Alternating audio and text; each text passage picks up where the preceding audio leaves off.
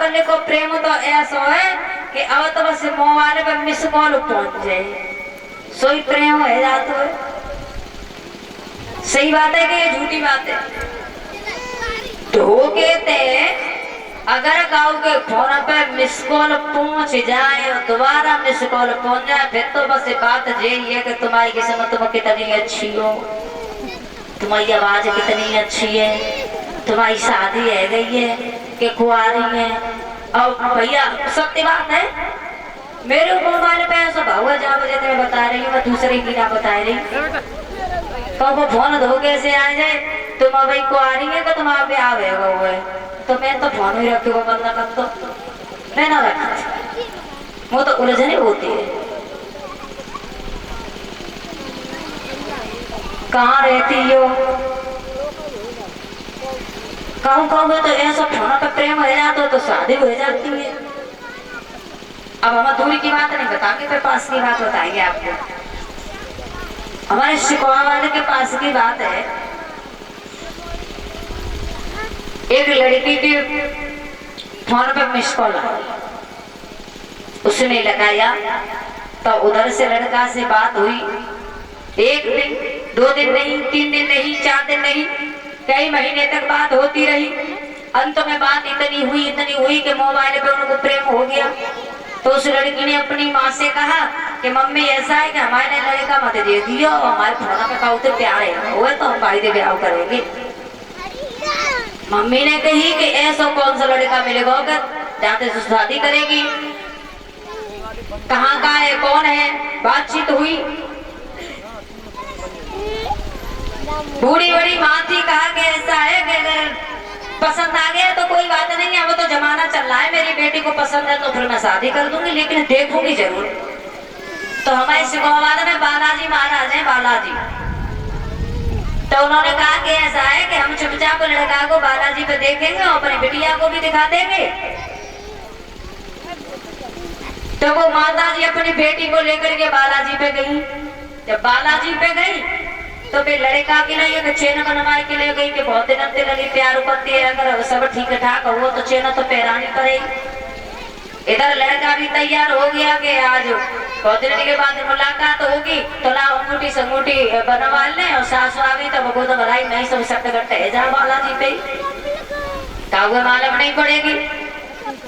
और एक दूसरे ने देखो कागुए ना लड़की ने लड़का देखा न लड़का ने लड़की को देखा। अब तो भक्तों सर्दी का मौसम था, कोहरा पड़ रहा था, वो लड़का उस लड़की को देखने के लिए आया, साथ में उसकी माँ भी थी। और जब देखने के लिए आया तो वो देखने में बड़ा सुंदर लग रहा था। बड़ी देर तक बातचीत होती रही। बूढ़ी अम्मा संग में थी, विचार करने लगी कि वैसे तो सब ठीक ठाक है, बातचीत तो बढ़िया कर रहा हूँ, सब ठीक है। चेन पहना दी, लड़का ने अंगूठी पहना दी, लेकिन अम्मा के दिल में एक बात खटक गई कि इतनी तो धूप ना आती कि चश्मा काहे को लगाए।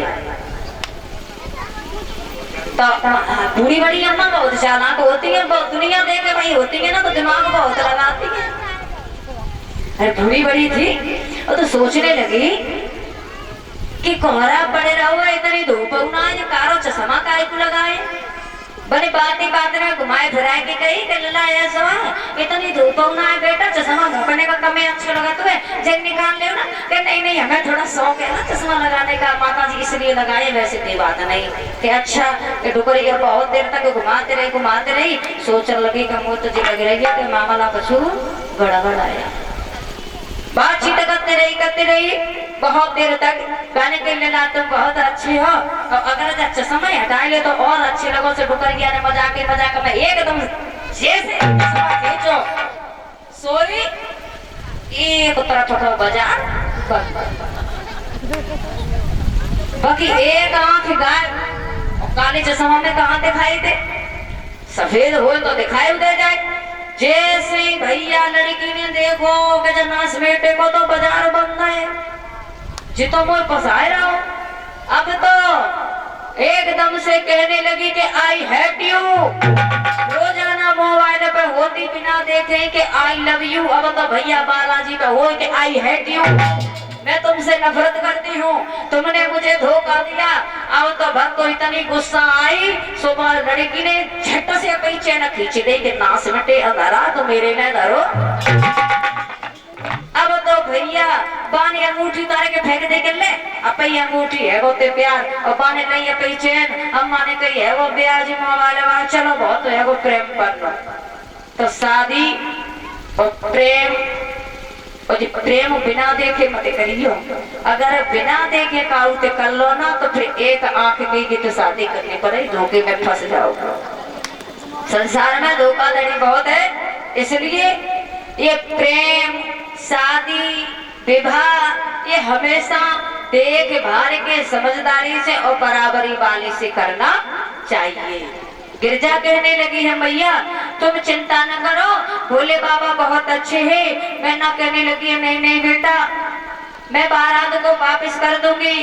देव ऋषि नारद ने काफी समझाया है कि हे देवी तुम चिंता न करो, सुबह तक सब ठीक हो जाएगा। लेकिन भक्तों मैं ना मानने के लिए तैयार नहीं हो रही है। गिरजा से जाकर के कहा कि हे गिरजा तुम बारात को वापस कर दो, वो तुम्हारे लायक नहीं है। तो गिरजा कहने लगी है मैया सच बताओ तुमने भोले बाबा को देखा? कि हाँ बेटी देखा। वो तुम्हारे लायक नहीं है। गिरजा कहने लगी अरे मैया मेरे भोले बाबा देखने में चाहे जैसे हो लेकिन वो दिल के बड़े अच्छे हैं। गिरजा कहने लगी माँ कैसे है मेरे भोले बाबा?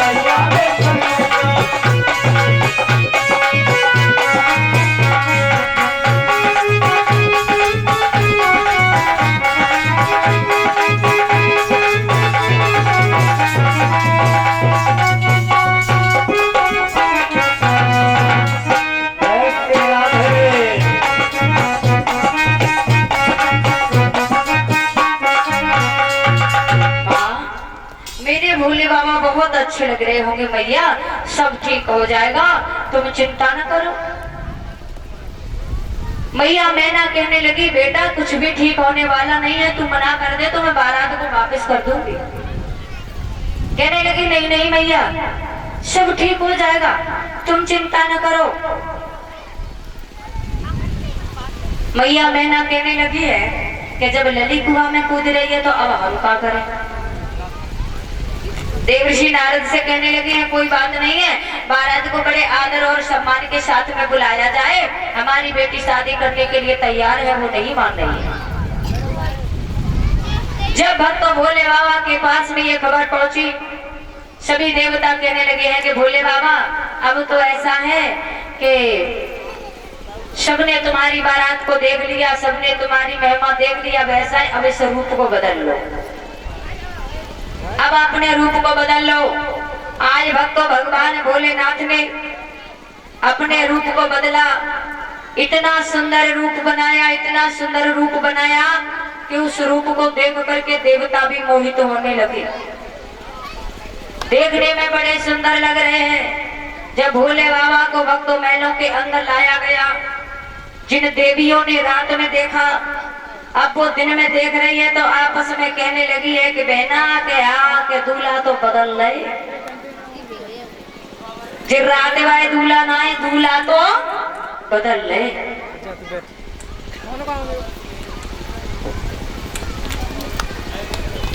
और ये शैलेंद्र यादव ने ये हार डाल के हमें सम्मानित किया है, जो हमारे दीवान जी भैया के छोटे भाई हैं। भगवान हमेशा ये सन्मार्ग पे चलते रहे, भगवान इनकी इच्छा पूर्ण करे, हमारे परम पिता परमात्मा से ये प्रार्थना है।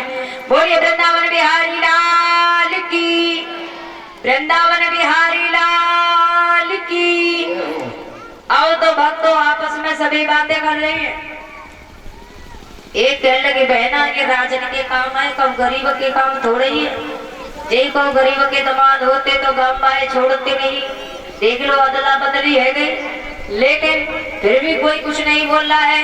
आज भक्त भोले बाबा इतने सुंदर लग रहे हैं। मैया बहना कहने लगी कि प्रभु तुम्हारी लीला बड़ी विलक्षण है। आज भक्तों जब महलों के अंदर लाया गया, बिठाया गया, मैया गिरजा को बुलाया गया है। भोले बाबा देखने में भक्त बड़े सुंदर लग रहे हैं। जब भोले बाबा और गिरजा की शादी होने लगी है, तो मैया गिरजा कहने लगी कि भोले बाबा एक बात पूछे कि पूछो कि हमारी शादी तुम्हारे संग में है रही है कि जब नाग के संग में है रही है कि जब चंद्रमा के संग में है रही है। भोले बाबा कहने लगे हमारे साथ में हो रही है। गिरिजा कहने लगी कि तुम्हारे शीश पे है ना ये गंगा विराजमान है, भावर के साथ फेरन के चक्कर में पड़ गई तो जी हमारी सौत बन जाएगी, और सौत सौत को कभी भाती नहीं है। इसलिए ऐसा है कि इसकी कोई व्यवस्था करो, चिंता मत करो। भगवान भोलेनाथ ने एक कढ़ाई मंगवाई। आपने देखा होगा कि जब शादी होती है ना तो कढ़ाई में पानी रखा जाता है। भगवान भोलेनाथ ने गंगा जी को लिया, उस कढ़ाई में छोड़ा, चंद्रमा को लिए डबुए के नीचे दबा दिया, नाग को लिया मंडप से बांध दिया। जब दूल्हा चलता है ना तो हमारी माता मैंने कहती है कि लला तुम तो जा रहे हो, ने को भूत खोल दे। वो भोले बाबा का नाग था। जब भोले बाबा चले थे तो सखियां कहने लगी थी कि तुम तो जा रहे हो, अपनी माया को समेट लाओ, अपना नाग तो ले जाओ। भोले बाबा ने सबको स्थान पर बैठा करके भक्त को जब विवाह किया है, श्री सुखदेव जी कहने लगे हैं कि हे राजन परीक्षित, आज भगवान भोलेनाथ और मैया पार्वती का विवाह हो रहा है, बड़ी खुशी है। और कैसे भक्त भगवान भोलेनाथ मैया पार्वती की भावना पड़ रही है।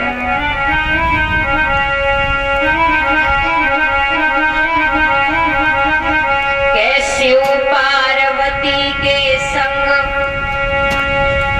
कैसे वो पार्वती के संग पढ़ने लगी हरे हरे, पढ़ने लगी भावरिया शिव पार्वती के संग।